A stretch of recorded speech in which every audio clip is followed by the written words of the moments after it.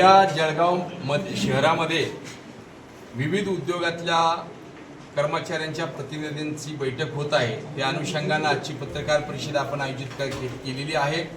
सगळ्यात दुर्दैवी बाब म्हणजे आज राज्यामध्ये मोठमोठे उद्योग आले, शेतकऱ्यांनी जमिनी त्यांना दिल्या का तिथल्या स्थानिक भूमिपुत्रांना नोकरी मिळेल म्हणून। महाराष्ट्र शासनाचा एक जी.आर. आहे की स्थानिक 80% भूमिपुत्रांना त्या ठिकाणी तुम्हाला परमनंट नोकऱ्या दिल्या पाहिजेत म्हणून।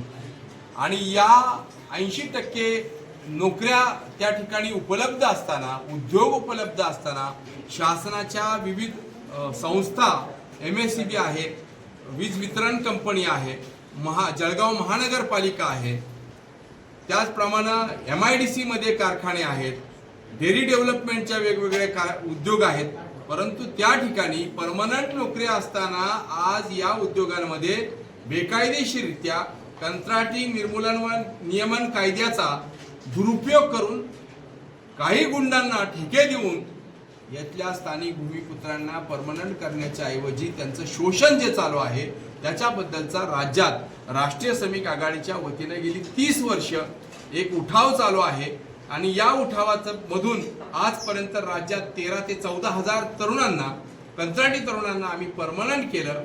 अनेक त्याबाबत उच्च न्यायालय, सर्वोच्च न्यायालयामध्ये याचिका दाखल केल्या। आम्हाला एकच सांगायचं आहे, या जी.आर. नुसार उद्योग आलेले आहेत, शासनाच्या डिपार्टमेंटमध्ये तरी संविधानानुसार आरक्षण आहेत। क्लास 3 आणि क्लास 4 कर्मचाऱ्यांना ते बाजूला ठेवून ज्या पद्धतीने कंत्राटी पद्धतीवर शोषण चालू आहे त्या शोषणाला थांबवलं पाहिजे सरकारनं।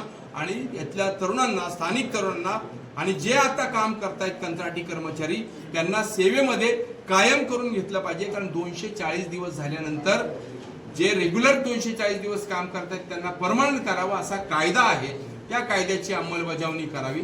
एवढ्यासाठीच उद्याचा हा मेळावा आम्ही आयोजित केलेला आहे। सर, तुमचं नाव आणि पद? मी यशवंत भाऊ भोसले, अध्यक्ष राष्ट्रीय श्रमिक आघाडी। जळगावचा ललित कला भवन या ठिकाणी मेळावा होत आहे। महाराष्ट्र कामगार कल्याण मंडळ ललित कला भवन, रिंग रोड या ठिकाणी सकाळी 11:30 ते दुपारी 2 वाजेपर्यंत हा मेळावा बैठक आयोजित करण्यात आली आहे।